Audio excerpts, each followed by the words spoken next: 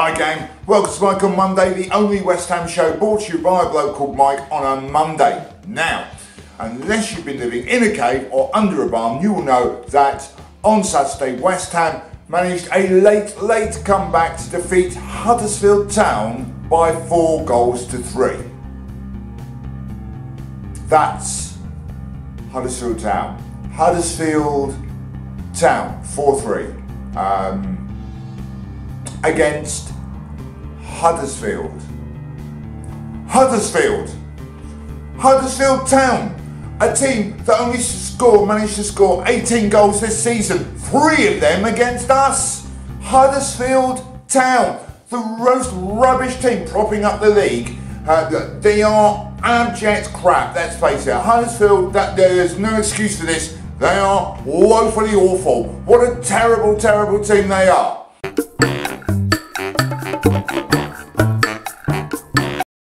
Look, Huddersfield Town failed to score against Fulham.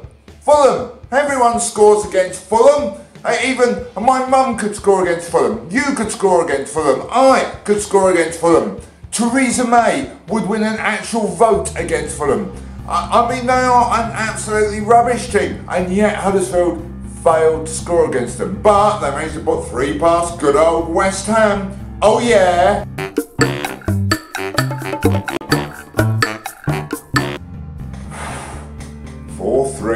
Against Huddersfield. For goodness sake, has anyone ever heard of Kurlan Grant before? He scored 2 goals against us. Who? I mean, some bloke they've just brought in off the street, probably picked him up on the motorway on the way down to the ground. And we're like, who?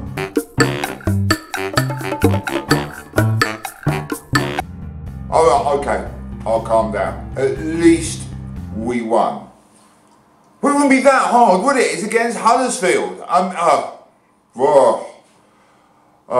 don't know what happened, but I know somebody who does know what happened, and his name's Mike, and he's over at the Tactics Centre. Mike, please make some sense of this ridiculous result for us.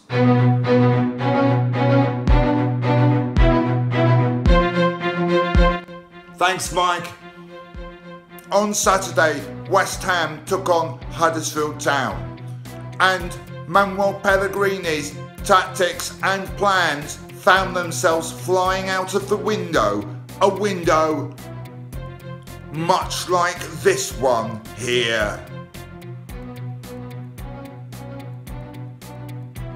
Let's see what actually happened on the pitch. Whatever Pellegrini's pre-match plans were, they were out of the window very quickly against Huddersfield Town. West Ham found themselves 2-1 down at half-time. Pellegrini's decision was to make substitutions, but even then, Huddersfield Town still managed to score a 3rd. With 15 minutes to go, West Ham was still 3-1 down when something miraculous happened. The team realised that by losing to a team as bad as Huddersfield Town, they would never be able to show their face down the pub again without their friends laughing at them. They decided to do something radical.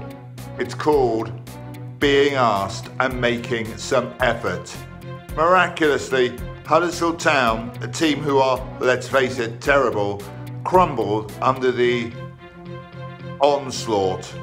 West Ham scored 3 times late in the game and the game finished.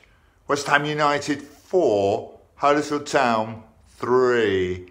Back to Mike in the studio. Thanks, Mike. Well, hopefully, like me, you have learned something from that, because I think it does really help us get to grips with what actually happened. As I say, at least we did actually manage to win against Huddersfield, thanks to 2 late goals from Chikorito. More about him a little later. Now, here's the thing. We, West Ham, us as a collective of West Ham, just hug it out here, people. Let's just try and recover from Saturday. It's weird. We won 4-3, but this is the most angry I've been about a West Ham performance in a long time, even though we won. I mean, losing 2-0 the previous week against Cardiff, I kind of had a sneaking feeling that was going to happen. They would just want it more, but surely even Huddersfield have given up. Do you know what I mean? Anyway, I will stop going on about it. In other news, it's transpired that West Ham are going to put these season ticket prices up. Now, there's no game this week, so what I am going to do is talk about that in next week's show, because we will be here next week, even though it's international break. And I'll try and have a look at the whole season from the owner's perspective, get into the mind of the great Sullivan Gold dictatorship, and find out what's been going on from their point of view. And that's what we're going to do next week. So I'll talk about season ticket price increase then. Let's find out that I must stop ranting about the Huddersfield game. I don't know why I'm so angry about it. Probably because we're crap. First scored 4 goals. Well out. Anyway, let's see what Mikhail makes of this over in Russia. Can you hear me in Moscow, Mikhail? Greetings from Moscow. Yes, and so on Saturday, West Ham, your ham of hammers and West Hamness and irons, played the town of Huddersfield, a field of Hudders. Yes, and so you win 4-3. You have an expression in English which describes West Ham's performance called piss poor. It's cold here in Moscow. I too have an expression to describe West Ham's performance. In Russian we say "Ristik Mr. Merktarstanraka Astrakanistik." Translation given. Greetings from Moscow. Goodbye. Poetry, people. The great Mikhail over there in Moscow. Absolute poetry in motion. How do you concede 3 goals against Huddersfield? I mean, if you didn't bother playing a defence or a goalkeeper, that's probably what you would do, concede 3, and pretty much that is what we did do by the looks of it. Anyway, I'll stop going on about it now. Northern poor people, who needs them? Now, we come to my favourite part of the show, which is why I get to go through your questions. You can leave a question for me below in the comment section at WHU Mike. Do let me know what you would like me to answer, or you can get in touch via Twitter at WHU Mike.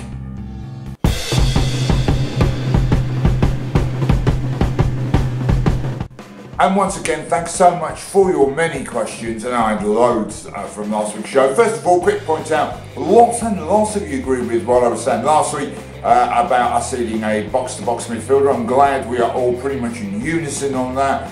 A few people have asked me who I would actually buy. I have no idea. People have paid a lot of money for this stuff. Husselos to be exact, at our club. I have no idea who we'd buy. I don't know. So we could do with finding that one out. It'll be somebody obscure from Venezuela or somewhere.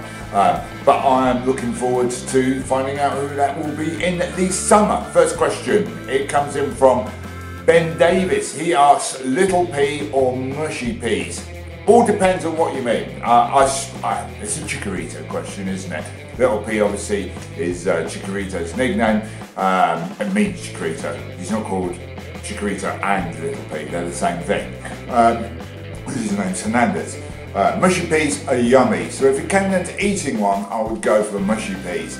If it came down to playing one up front, I would probably go for Little P, because I think mushy peas just sit there in a pile. But talking of Chikorito, here's a weird thing.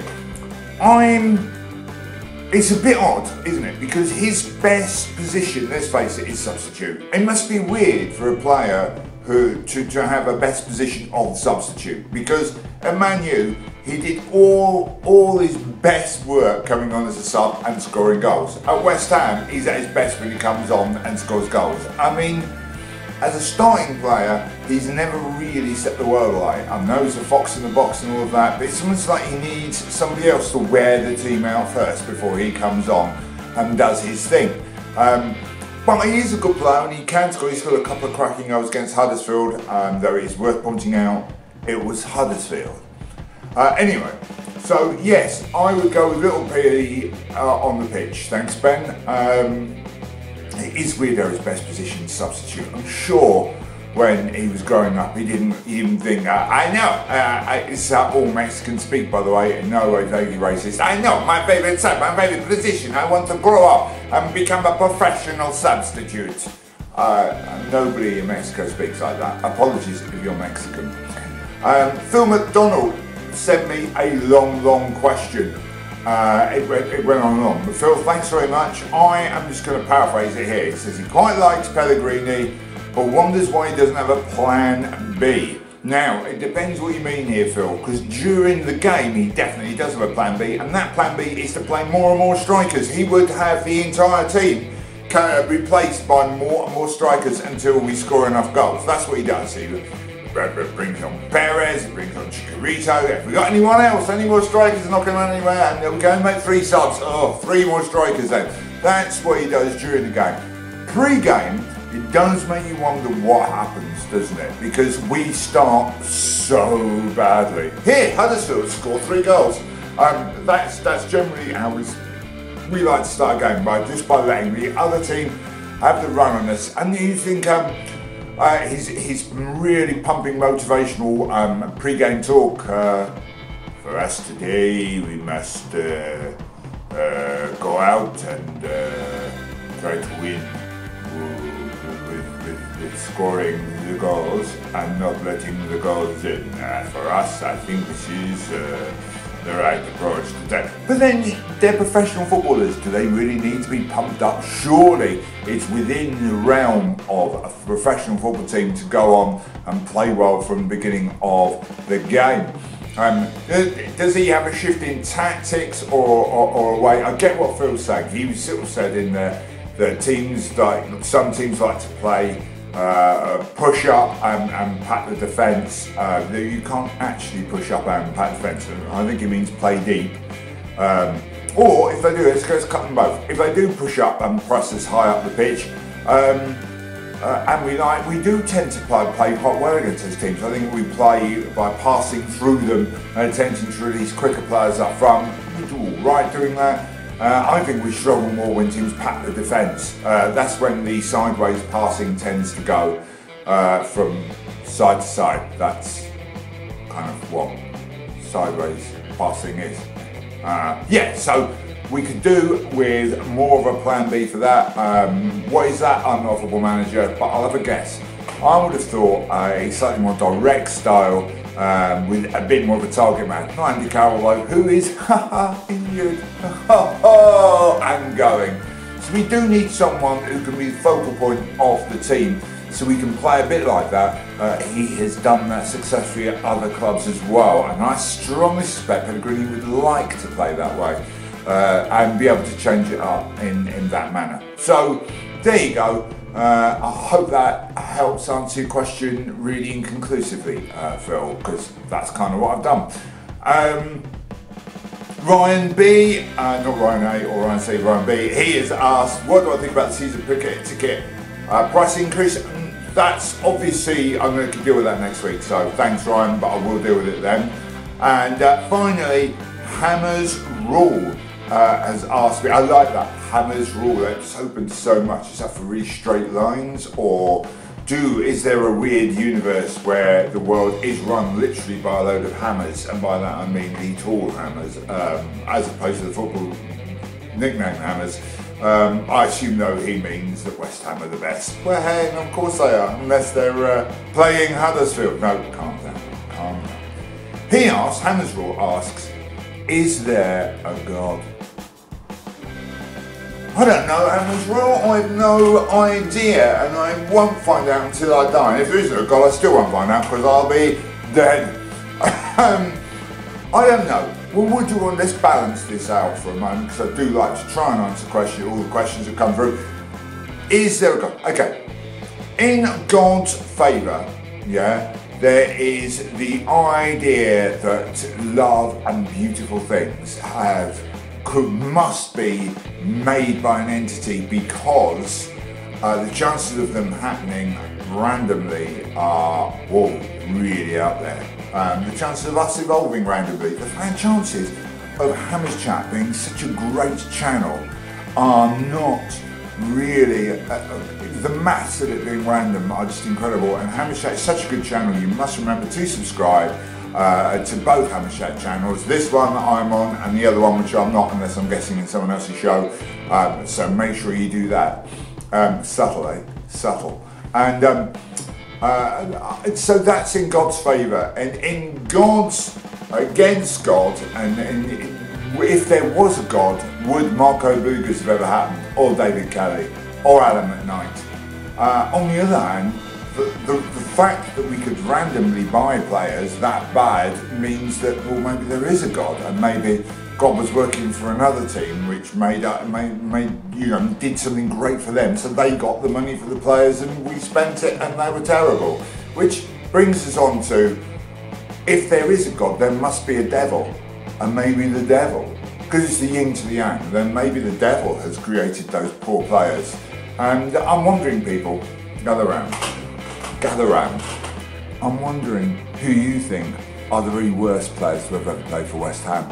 I've got a few ideas, and I bet you have too, so let me know in your comments below, who do you think, what we'll do is we'll make up an all-time terrible West Ham 11, and maybe do that in next week's show when I'm not talking about the Sullivan and Gold axis of evil, or good, who knows. Maybe David Sullivan, David Gold, know if there's a God, because they're getting close to it. And, so yeah, let me know, who do you think are the worst players, and we'll make up a starting 11 of terrible West Ham players through the years. I'm going to badge the Adam McKnight for goalkeeper though, because he was shockingly bad. People, I hope you enjoyed today's show. If you have, please do leave a thumbs up. Remember, any questions, leave them below. Remember to subscribe to both West Ham fan channels, Remember to subscribe to both Hammers Chat channels, but best of all, have a great week, and we'll see you next week for Mike on Monday. Until then, come on you Irons. Mike on Monday, Mike on Monday, Mike on Monday, Mike on Monday, Mike on Monday.